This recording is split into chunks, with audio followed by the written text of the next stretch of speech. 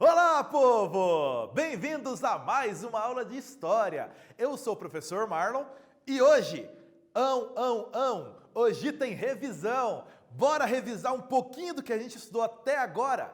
Isso! E a gente começa a nossa revisão falando sobre a origem da República no Brasil. Logo depois, a gente vai falar sobre o que foi a República da Espada. Ainda, a República do Café com Leite. Como era essa política do café com leite? E ainda, os movimentos sociais que aconteceram no Brasil nessa primeira república. Todos esses assuntos você já estudou.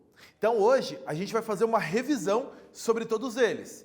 Então, já que você está afinado com isso, já sabe desses assuntos, hoje é o momento de tirar uma dúvida a mais. Hoje é o momento de você entender um pouco melhor e a gente vai ter bastante exercício na aula de hoje. Então, faz os exercícios para praticar, mostrar que você está indo muito bem, para ver onde você está entendendo bem, para a gente poder continuar. Legal? Você que acessa pelo Classroom, lembra de clicar no link da chamada, de responder a chamada bonitinho para constar a sua presença. Você que está assistindo pela televisão apenas, lembre-se de entregar esses exercícios depois, bem feitinhos lá. Ok? Combinado? Bora começar então? Dá uma olhada aqui. O que você sabe sobre a bandeira do Brasil? O que você conhece sobre a bandeira do Brasil? A gente vê a bandeira do Brasil tantas vezes e a gente realmente conhece ela? Você que já tentou desenhar a bandeira do Brasil, sabe como é difícil, né? Desenhar a bandeira do Brasil, como ela é cheia de detalhes. Você sabe o que significam esses elementos todos que compõem a bandeira do Brasil?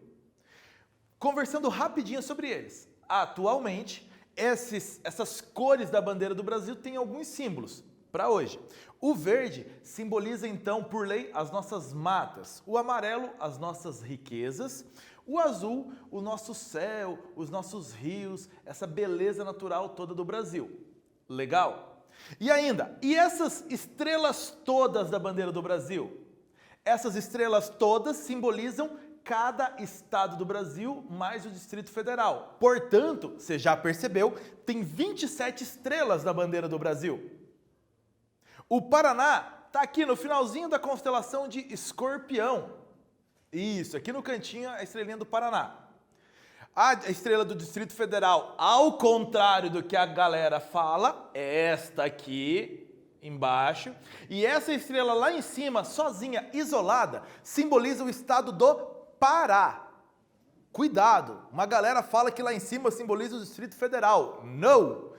Pará. Legal? Outra coisa para você prestar atenção, ordem e progresso está escrito de cor verde. Pare de desenhar com cor preta ou azul. É verde.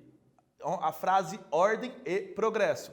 A bandeira do Brasil tem uma influência iluminista, uma influência positivista muito forte, e isso está expresso até na frase ordem e progresso. A ideia de sermos organizados para podermos progredir. O mundo sempre vai progredir se houver organização, ordem.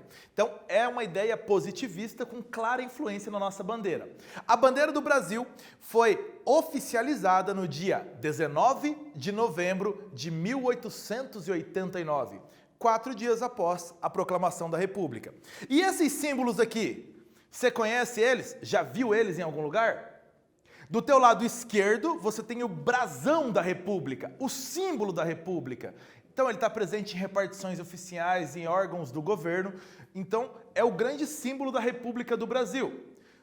Você tem o Cruzeiro do Sul e mais as estrelas dos estados em volta. Você tem uma espada passando por tudo. Embaixo, o nome do nosso país. Lembre-se, o nome do Brasil é República Federativa do Brasil. E a data da proclamação da República, 15 de novembro de 1889. De ambos os lados você tem ramos. Café do lado esquerdo e do lado direito um ramo de fumo. Legal? Tudo isso está sobre um esplendor dourado. Então, o grande brasão da República. Do lado direito, você tem o selo oficial da República Federativa do Brasil. Esse selo, então, consta em documentos oficiais, em diplomas, em todos os documentos para dar veracidade. Esse é um documento da República Federativa do Brasil. Legal? Conheceu os nossos símbolos? Tudo isso para te trazer para a aula de hoje, para a nossa revisão de hoje. Então, vamos falar sobre como começou a República no Brasil. E para começar com tudo, já tem exercício para você fazer a partir dessa imagem que está aqui. Analise ela e responda essas perguntas. Vai lá!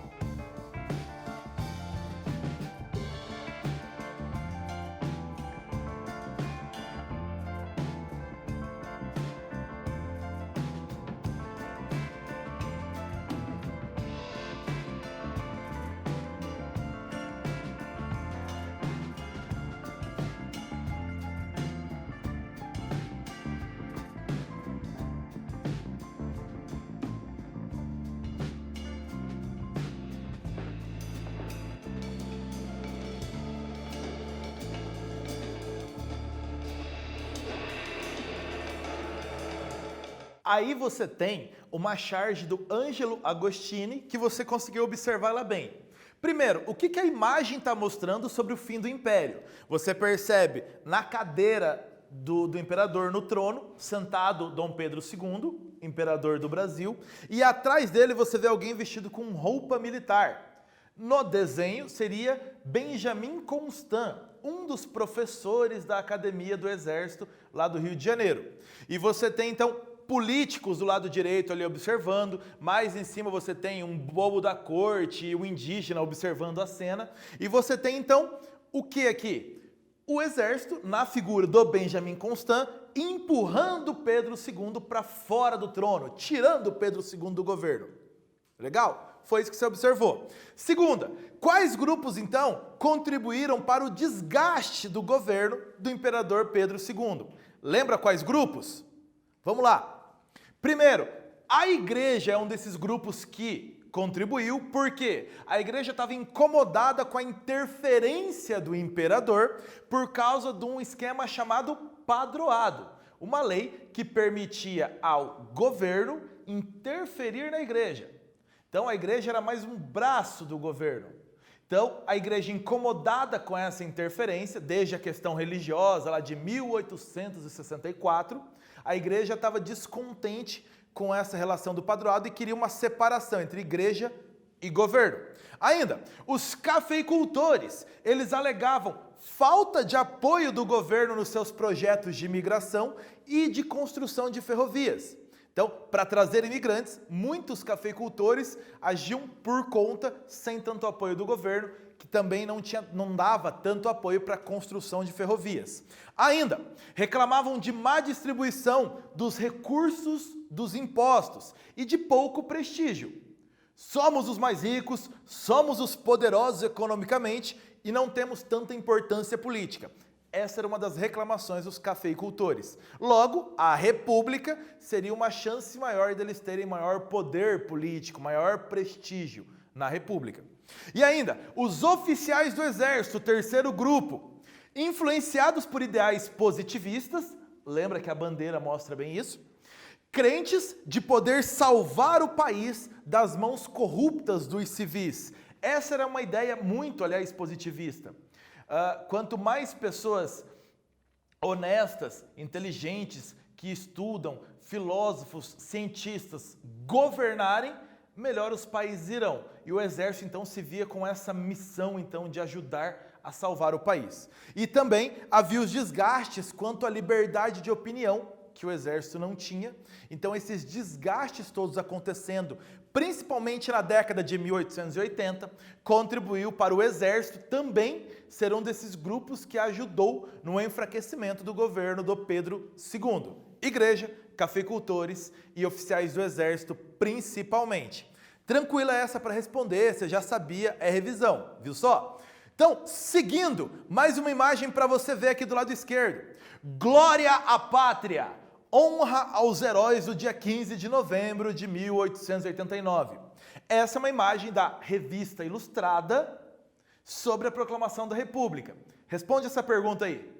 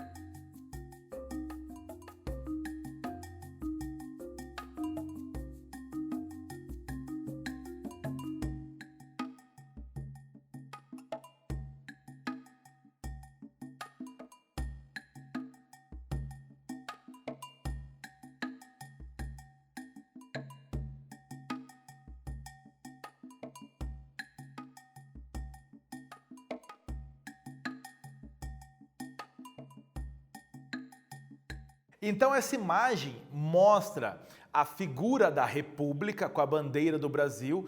Prestou atenção lá no fundo do lado direito, o Marechal Deodoro da Fonseca sobre o cavalo. E à frente você tem então a coroa do governo do Brasil sendo entregue à República. Não é mais Dom Pedro agora que está no governo, é a República quem manda no Brasil. Essa imagem traz isso. As charges, principalmente na Revista Ilustrada e em outras grandes revistas da época, ajudavam muito a população a entender o que estava acontecendo. Lembra que a gente está num cenário aí de que nem boa parte da população do Brasil era alfabetizada. A charge entrava como um recurso para se explicar para a maior parte da população o que estava acontecendo nos cenários políticos. As charges têm muita importância nesse cenário também. Por falar em Marechal Deodoro, a proclamação da República, olha esses dois carinhas aparecendo na sua tela. Do teu lado esquerdo, o Marechal Deodoro da Fonseca. Do seu lado direito, o Marechal Floriano Peixoto, nossos dois primeiros presidentes da República, que governaram o Brasil entre 1889 e 1894. Reparou no título? República da Espada. Responde as duas perguntas sobre República da Espada, então.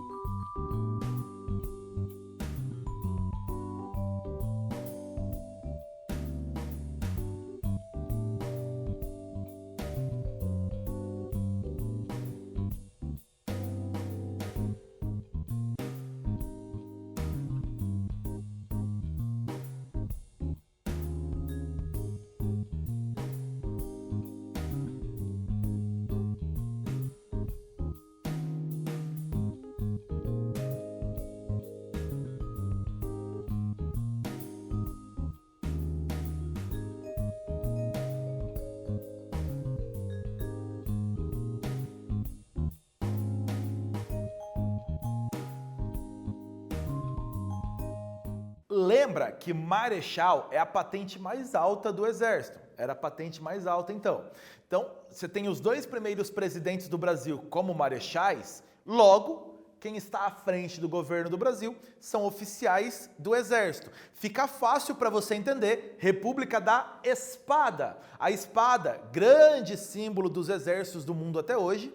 Então você tem a espada como símbolo do Exército. E se quem governa o Brasil eram dois oficiais de alta patente do Exército, logo, República da Espada ou República dos Marechais. Essa primeira está bem respondida. E a segunda pergunta está aqui, ó. Quais fatos importantes marcam esse período da República da Espada? A afirmação da República é o primeiro desses fatos importantes. O Exército tinha como missão, então, assegurar a continuidade da República no Brasil. Ainda, a Constituição de 1891, a nossa primeira Constituição republicana.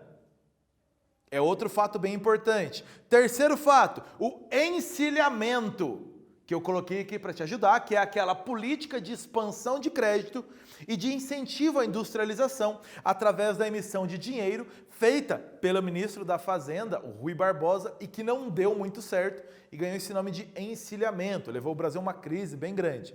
Ainda, outro fato importante são as duas revoltas da Armada, uma no governo do Floriano, outra no governo antes do Marechal Deodoro. As duas revoltas da Armada são eventos importantes desse período também. A Armada era como a Marinha era chamada à época, tá lembrado? Então, você tem um início de república pós-império, em que a república precisava ser afirmada, continuar existindo. E esses dois marechais, então, levaram essa missão aí durante seu governo. Foi até aí? Bastante exercício, eu sei, mas é revisão, é para você testar seus conhecimentos. Uma coisa você sabe um pouquinho mais, outra um pouco menos, vamos ajustando isso aí. Bora continuar? Ei, logo após a República da Espada, nós temos o início dos governos civis nessa República Brasileira, a partir de 1894. Então, a República Oligárquica, como nós chamamos esse período. Lembrando que, o que é uma oligarquia? Essa palavra tem origem em duas expressões gregas que trazem a ideia de governo de poucos. Poucas famílias ricas, poderosas em suas regiões, dominavam a política nas suas regiões e, consequentemente, em todo o país. Então, poucas famílias, poucas pessoas sempre no governo. Oligarquia. Então, esse período também é chamado de República Oligárquica. Não vai errar esse nome, copia certinho aí, hein? E, para ilustrar isso, temos essa imagem. Então, você tem aí alguns homens sentados, sempre com uma posição muito séria, muito bem vestidos, para ter duas perguntas para você responder.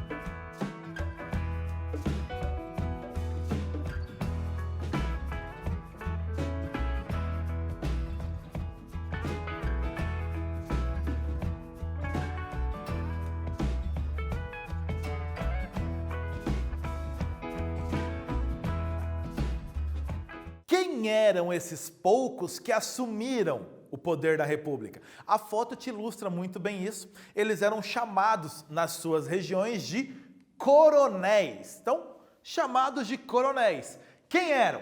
Os mais ricos e poderosos na sua região. Essa elite rural, principalmente do Brasil. Eles eram donos de grandes propriedades rurais, empregavam muitos trabalhadores e tinham grande influência social. Por fim, chefiavam milícias locais, subordinando a população à sua vontade. Eram ainda resquícios daquela guarda nacional, lá ainda dos tempos do Império. Esses resquícios da guarda nacional eram chefiados por esses coronéis, que transformavam essa guarda nacional em suas milícias próprias. Então você tem um poder muito grande desses coronéis. Legal? E ainda, quais meios eles usavam para se manter no poder? Essas oligarquias usavam. O voto de cabresto era o principal item, ou seja, o voto aberto. O voto em que o eleitor era obrigado a votar no candidato indicado pelo coronel. Exatamente porque o voto era aberto, o coronel tinha como controlar o voto de cada indivíduo. Então é um voto guiado, um voto de cabresto, principal ferramenta aí. Legal? Falando sobre isso, aliás, esses coronéis, eles usavam de influência, ameaça, violência, troca de favores, corrupção, compra de votos e fraudes eleitorais. Olha quanta coisa boa que a gente citou nessa frase. Tudo isso era então usado como forma desses coronéis garantirem o seu poder e a continuidade desse poder. Essa prática, então, dos coronéis influenciando sua região e o resto do país é chamada de coronelismo. Eu grifei para você. Essa imagem ilustra um pouco esse voto de cabresto. O coronel indica para o eleitor: você vai votar em quem eu estou mandando. No caso, o próprio coronel aqui. E o eleitor tem que ir votar. Porque, em muitos casos, se o eleitor não votasse na indicação do coronel, aquela famosa frase: acidentes acontecem. Legal? Vamos continuar. Política do café com leite, que faz muito parte dessa república oligárquica. Dê uma olhada nessas imagens e responda a pergunta aí pra gente.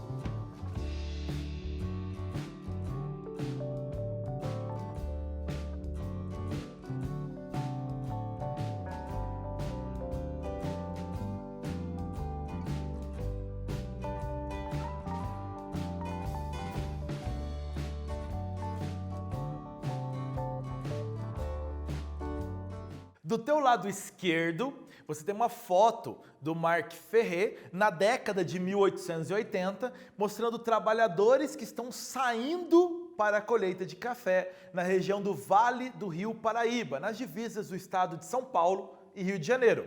Já do seu lado direito, você tem uma imagem de dois coronéis brincando de gangorra e embaixo, São Paulo e Minas Gerais. Pergunta para você, qual das imagens melhor apresenta a política do café com leite na Primeira República? Falou em política do café com leite, qual das imagens aí está mais dentro da explicação? É óbvio que é a segunda imagem. Muito claro para você, essa é tranquila. A segunda imagem, então, explica essa política do café com leite. Por quê? Você que está perdido, calma, revisão é para isso. Olha aí, São Paulo e Minas Gerais brincando de gangorra. Num momento, São Paulo está mais alto, no outro momento, Minas Gerais estará mais alta. Essa era a alternância de poder entre São Paulo e Minas Gerais. Tá aqui, ó, uma espécie de acordo entre as oligarquias de São Paulo e de Minas Gerais. Oligarquia, poucas famílias ricas que se mantinham no poder. Legal.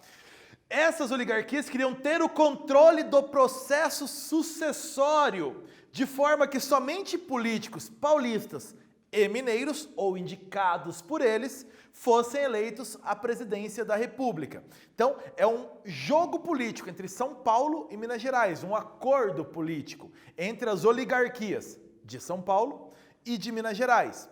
São Paulo e Minas Gerais eram os dois estados mais ricos e mais populosos do país. São Paulo, maior produtor de café do Brasil, Minas Gerais, o segundo maior produtor de café no Brasil e com grande produção leiteira. Por isso aí o nome, política do café com leite. Então essa junção de São Paulo e Minas para sempre se manterem no poder. Essa imagem que você está vendo do lado esquerdo exemplifica isso. No alto da montanha, na cadeira da presidência da República, São Paulo e Minas Gerais estão ancorados com essa cadeira. Os demais estados tentando subir e São Paulo e Minas Gerais muito de boa lá em cima, bem tranquilos, controlando a cadeira da presidência da República. Legal? Aqui, ó. Além disso, nós falamos só de política aí até aí, mas você tá lembrado que além de política, como que a população em muitos lugares do Brasil reagia então a esse voto de cabresto, a essas oligarquias no poder, a esse poder dos coronéis nas suas regiões? Como que a população em geral reagiu em alguns lugares? Você estudou isso nas nossas primeiras aulas, as revoltas populares, os movimentos sociais na Primeira República. Então, parte da população não aceitou passivamente o poder oligárquico na Primeira República. Não aceitou, não ficou tranquilo e falou, deixa esse pessoal controlar o voto e tá tudo bem. Parte da população não aceitou isso. Foram 4 as principais revoltas populares estudadas aí na República. E agora eu quero ver, você lembra quais eram elas? Responde aí rapidinho pra gente conversar.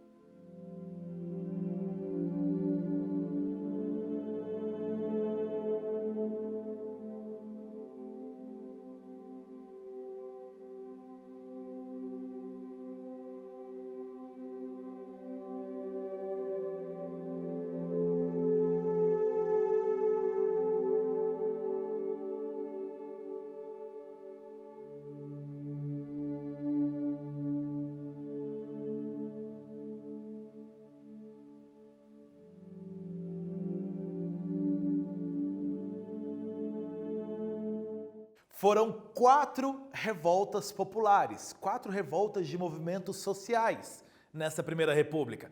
Lembrou delas? A gente costuma dividir em 2 categorias: revoltas rurais, Guerra de Canudos e Guerra do Contestado, e 2 revoltas urbanas, a Revolta da Vacina e a Revolta da Chibata. Essa primeira parte conseguiu? Deu certo? Era isso mesmo que você lembrou? Boa, começamos bem. Agora vem a segunda parte, o que elas reivindicavam, o que a população estava querendo nesses movimentos, quais eram os anseios dessa população que não estava aceitando passivamente essa situação da República em cada uma das suas regiões. Essa é a parte um pouquinho mais difícil, né? Então, bora conversar primeiro sobre as revoltas rurais. Guerra de Canudos, bem resumido, só para você lembrar que você já estudou isso. Ela aconteceu no interior da Bahia. A guerra em si mesma, as disputas, aconteceram entre 1896 e 1897. Mas o povoado de Canudos, lá de Monte Santo, na beira do rio Vaza Barris, já estava sendo montado desde 1893. Você estudou isso, lembra? Legal. A liderança desse povoado, desse movimento todo, era de um beato local chamado Antônio Conselheiro. Conseguiu lembrar? Boa. Ainda, o outro movimento, a outra guerra é chamada Guerra do Contestado. Ela aconteceu na divisa do Paraná e Santa Catarina. A guerra em si, entre 1912 e 1916, ela aconteceu numa região que era contestada por Santa Catarina, nessa divisa com o Paraná. Essa disputa, aquele pedaço de terra pertenceria a qual dos estados? Então, como era uma região contestada, a guerra naquela região ganhou esse nome, de Guerra do Contestado. Mas a guerra, o nome da guerra não tem a ver em si, o nome com a guerra. É mais complicadinho esse, mas vamos lá.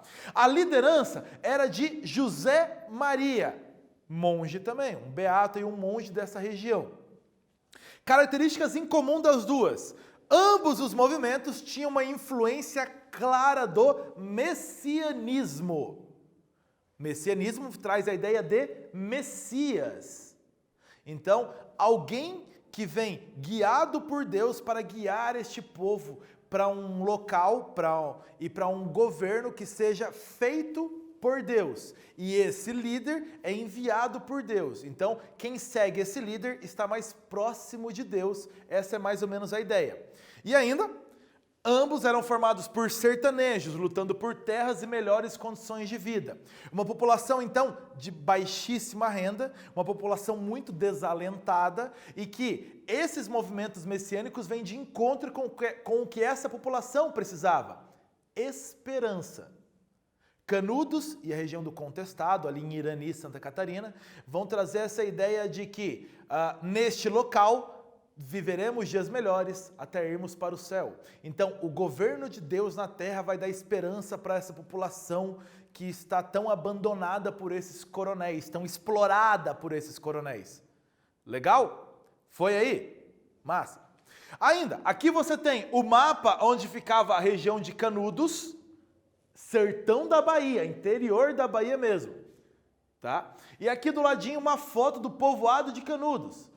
Casas muito pobres, com as condições de vida da população não eram as melhores possíveis.